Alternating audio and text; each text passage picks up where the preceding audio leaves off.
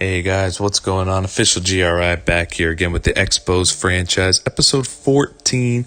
Already episode 14. We're in the second to last episode of the 2021 season. So the month of September, month of August. Sorry about that. Yeah, month of August. We are, as you look at the standings, we're 1.5 games back from the Boston Red Sox. Only a half game up in second place of the New York Yankees. It's a very, very tight divisional race that will come down.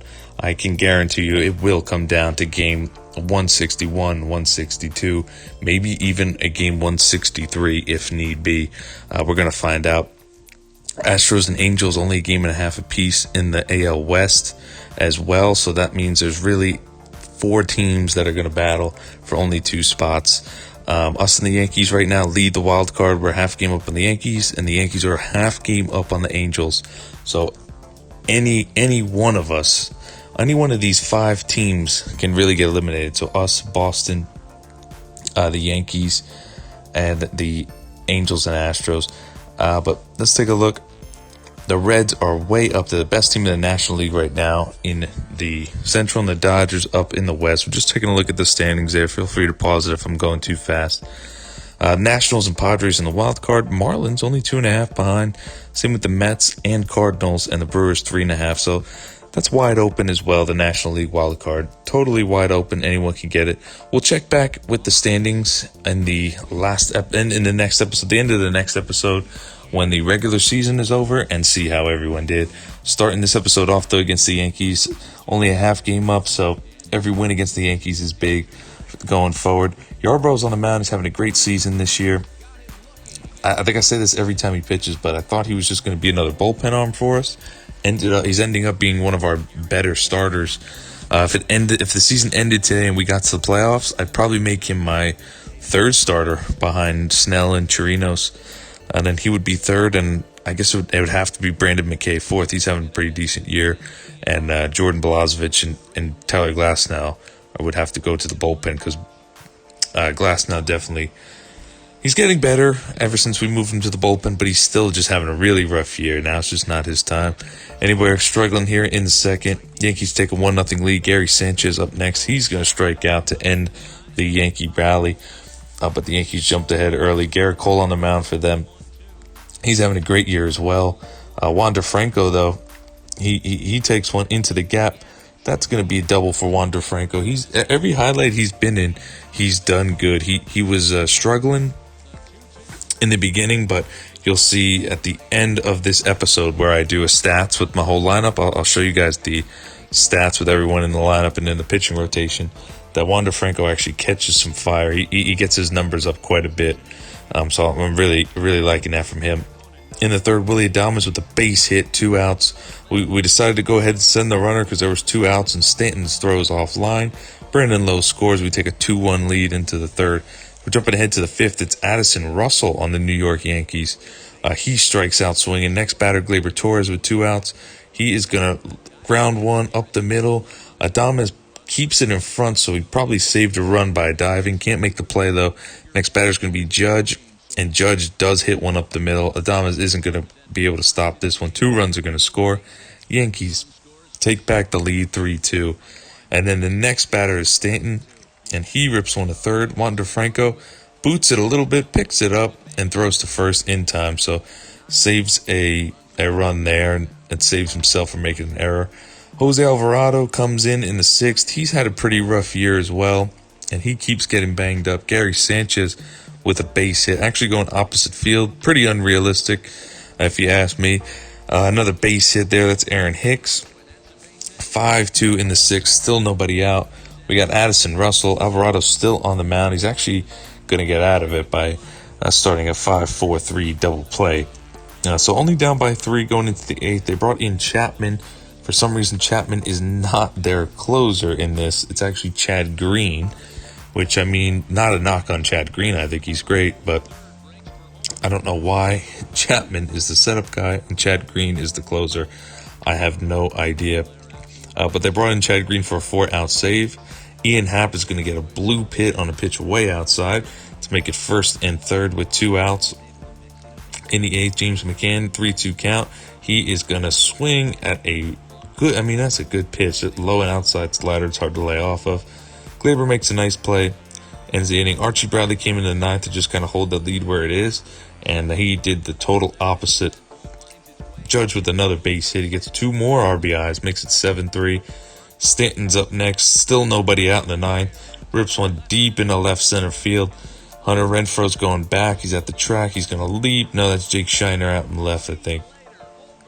Nowhere close. 27th home run of the season for Stanton. Archie Bradley's job was to hold it at a 2-run lead, so maybe we can come back. Instead, the game gets blown wide open. We're just going to skip ahead. 13-3 ended up being the final score. Disastrous 8th inning. Disastrous top half of the 9th inning for us. Archie Bradley, I mean, I liked the trade at the time, but he's starting to struggle in his first few outings with the Expos. But that's okay. As long as he makes up for it in the postseason, it'll be all worth it, especially if we get to, I mean, we got to get to the postseason, but as long as he becomes a key factor in our run to getting to the postseason, and if we do make it, as long as he plays a big part, it'll be fine. Going up against Texas, Jordan Balazovic versus Lance Lynn. We're jumping up a little ahead because we got a lot of action in this one. We're up 2-1. Here's Brandon Lowe's going to rip one into the right center field gap. That was a pitch outside of the plate, and he still ripped it to the right center field gap. Pretty impressive. Kyle Schwarber's up next. High fly ball, towering fly ball on the right. When this first came off the bat, I thought it was just going to be a fly ball, but this one ends up going into the right field seats. A home run for Kyle Schwarber. 25 on the season. You cannot tell me I didn't win that Kyle Schwarber trade. Vidal Brujan and was G-Man Shore for Kyle Schwarber. Kyle Schwarber's putting up some real good numbers this year. He's a big part of our offense. Anyway, jumping ahead still. It's 5-3 in the 7th, and we're going to get out of a 7th inning jam to keep it that way. We're up by 2. We're sitting pretty good right now in the 8th. It's Palumbo on the mound and a no doubt opposite field shot from Willy Adames. That was a nice swing right there. I like his no doubt animation. 20 on the season for Adames. Look who's in the 8th. 6-4. It's Archie Bradley again. Another home run he's given up. Every outing he gives up a home run. It's off that little garage door in center field from Apostel. Next batter, Nick Solak, though. He gets him to strikeout swing. So it wasn't a terrible inning from Archie Bradley. Gave up a run. It's 6-5, though, only up by 1. In the 9th, Nick Anderson's on for the save. He's got the first out. Elvis Andrews grounds one to second. Brandon Lowe can't quite make the diving play. It was a nice try, though. I thought he was going to have that. Willie Calhoun up next, 3-2 count. Gets him swinging on a nasty slider. 1 out away, runner on first. It's Joey Gallo. And Elvis Andrews takes off for second. We just let him steal the base. They pinch ran for Tejada. We just let him steal the base. He had it covered. And Joey Gallo, next pitch, 3-1 fastball, and he did not miss it. Austin Meadows didn't even move. He just started running towards the dugout because he knew that game was over. Walk-off shot for Joey Gallo. We cannot get this guy out. I said that in a couple episodes ago. Can't get him out. I can't get him out no matter where I play. Online, offline, Joey Gallo always goes deep against me. Anyway, let's move on. We lost the first 2 games of this episode. We got to pick it back up against the Cardinals. Brandon McKay on the mound. Having a pretty decent season. In the first, already first and third jam. We can't catch a break this episode, it feels like. And then it's Paul Goldschmidt staring at a 2-strike fastball, just guessing, and then another strikeout, Paul DeYoung. Good inning from Brandon McKay there. Works out of a jam with 2 big strikeouts. In the first, it's Austin Meadows, and he ropes one into right field. That one's way over the right field wall. That's a leadoff home run for Austin Meadows. That's what he does. He hits a lot of those, Austin Meadows. 41 on the year now. He's got a real chance at 50. I think he's going to do it if he can catch some fire in his late month and a half at this point. 9 home runs. He can do it, especially with the year he's having. Honestly, if Jordan Alvarez and JD Martinez weren't going neck and neck for a triple crown, Austin Meadows would have won the MVP, I think, this year. He's like 3rd place in almost everything. He's awesome, and we still got years of team control with him. That's the best part. 4-1. Cardinals starting to storm back, but that one's off the wall. It's 4-2. They cut the lead they cut the lead down by one. They cut the lead by one. Yandy Diaz, he got the start today. He's going to get a sac fly into right field, make it 5-2. Give us a little bit of insurance going into the late part of the ball game. It's Archie Bradley again. It's 6-4. It's another base hit up the middle. It's another run given up by Archie Bradley. That was only a 1-run lead with a 1 out. He can just never make it easy. We left him in it to get out of it, and look at that. He comes up clutch, makes up for it. Double play gets Colton Wong ground into a double play, 6-4-3, inning-ending double play to escape a jam. But man, there's questions have to be asked about Archie Bradley. He cannot be our 8th inning guy pitching like this. Here's Wander Franco for you guys. Another base hit, perfect. That's going to bring up Austin Meadows, 3-1 count, and he is going to get one right down the pipe, and he's not going to miss it. His second home run of the game. That's number 42. A 2-run shot, 415 down the right field line. Got a 3-run lead. Perfect time for Nick Anderson to get another save. Look, that pitch was completely out of the strike zone. I don't know if you guys caught that. Way out of the ball wasn't even a little bit in the strike zone. And the umpire called that, rung up Paul Goldschmidt. He wasn't happy. We win this one 8-5, though. We finally get back in the win column. The one time we need to actually win as many games as possible. We're losing a lot this episode, but hey, we got to win. Let's finish this episode off by going 500. We're going up against Casey Mize, the youngster. He's 2-5 on the season with a 5 ERA. Not the best. In the first, it's Brandon Lowe. Rips one into right center field. This is kind of triples alley right there, but we're going to hold Lowe up at second. No, we actually are going to third. It's an easy triple. Goes in there diving, but it's an easy triple. It's only his second of the year. Not going to hit a lot of those, Brandon Lowe. Not the best speed out there. Hunter Renfroe, next batter's going to strike out. Well, not next batter. A couple batters later, he's going to strike out to end the inning.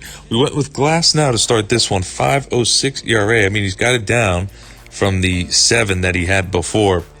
But he's going to get a spot start, and man, what a bad decision that was, because this poor guy, man, just gives up a run every time he comes in. Gives up usually a moonshot every time he comes in. 2 outs, 2 on. It's a 3-run shot for Austin Romine. We're going to take the lead right back, though, in the 4th. It's Nate Lowe. He hits a home run. He hasn't been in a lot of these highlights because he doesn't do much, honestly, when I play. But he's not having a bad year. We're jumping ahead now. It's 7-3. Austin Meadows is perfect liner into left center field. He always beats the shift right there in left center field, like always. I don't know how they haven't caught on to that yet. But that's a triple, easy triple for Austin Meadows. He gets in there with the triple with 1 out. Brandon Lowe's the next batter. He's going to drive him home with a nice sac fly into right center. That'll give us a 7-3 lead. Pretty commanding lead against the Tigers, who do not have many players that can actually hit the ball. Yarbrough took the mound back in I think it was the 4th or the 5th. He took the mound. He came in after Glasnow settled down a little bit. But he got himself in a little trouble. But Nate Jones comes in and cleans it all up. Gets out of that bases loaded jam. It's still 7-4. Up and ahead, 8-4 now. It's Jose Alvarado. He continues to struggle as well. That's an RBI base hit. Makes it a little interesting. 8-5, 3-run lead for us in the bottom of the 9th. We would have to go to the bullpen because Jose Alvarado was just scary. So we had to bring in closer Nick Anderson. We had to do a mound visit, warm this guy up. I thought we were going to just get out of here with a 4-run lead, but Alvarado just can't fucking do anything. He's been so bad this year. Our whole bullpen has been pretty bad. Nick Anderson is like leading the league in saves, or second, I think, but to Ty Buttery. But his ERA is still high. Our bullpen ERA this year is pretty high. It's the only thing that's really like not been great. I mean, last year our bullpen ERA was unbelievable. Everyone was doing great. Now this year, a lot of guys are struggling. Only Oliver Drake and Nate Jones and Colin Poche are like really killing it. Everyone else is just mediocre. Even Diego Castillo hit a below 2 ERA last year, and now he's struggling this year. But we're going to have to make him our 8th inning guy going forward because Archie Bradley is just struggling too bad. But anyway, we get a win. Back-to-back wins to finish off the episode. Let's look at the stats now.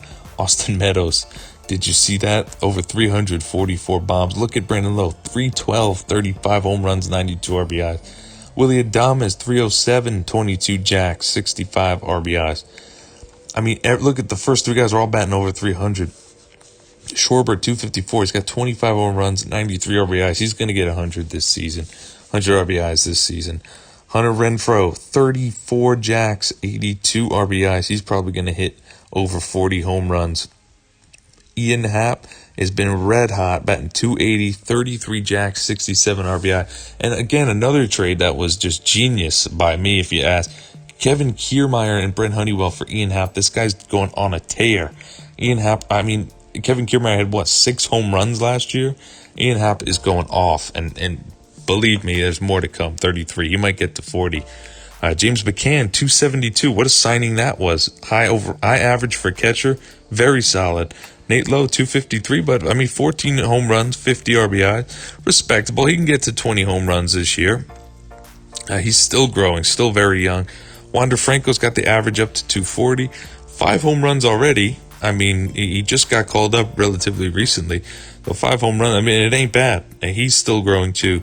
Kevin Smith is backup catcher. Jake Shiner does a job against lefties. Jose Martinez, back and healthy. Ever since he's been back and healthy, he's been playing lefties and raking lefties as well. Yandy Diaz still plays against lefties, so he's not completely on the bench. Snell, 284. Chirinos, 252. Look at this rotation. Jordan Balazovic, he's heating up, though. Keep in mind, he is getting better. He's a rookie who was struggling to begin, but he is getting better. 5.27, but that's gonna keep going down, hopefully. He really hasn't been that bad. Brandon McKay, 4.32. That's not bad. He's had a 3 ERA. He was in the 3s all season. He got up to 4, but that's okay. Yarbrough too. He's been sub 3 most of the season. Now he's up in the 3s, but pretty good year. Glass now 5.17, improvement from what he has been all season. Not great though. Not great by any stretch of the imagination. Colin Poche solid. Jose Alvarado 7.19. It's consistently been in the 7s all year. Not good. Nate Jones very good. 3.27, 77 innings, pretty good. Diego Castillo 4.35 is whatever. Archie Bradley a little less at 4.08, but when we got him he was in the low 3s. And then Nick Anderson, 3.78. It's not a bad ERA, but from a closer, you just want to see a little bit lower, especially last year because he had such a good ERA. But anyway, hope you guys enjoyed. In the next episode, which will be in a couple of days, I think, hopefully, maybe tomorrow. I'm not sure. Everything's kind of going crazy. It is my birthday today, if you're watching this by the time it gets released. But anyway, next episode's going to be the very last episode of the 2021 regular season. We're going to see if we got into the playoffs, and if we did, we'll see if we got the wild card, if we somehow pulled off a division win, and I'll let you guys know who we're playing in the playoffs if we do make it that far as well. You'll know all that by the end of the next episode, and we'll also see the end of the year stats and standings for everyone too, so stay tuned for that. I hope you guys enjoyed. Leave a like, comment, subscribe if you did, and I'll see you guys in the next one. Thanks.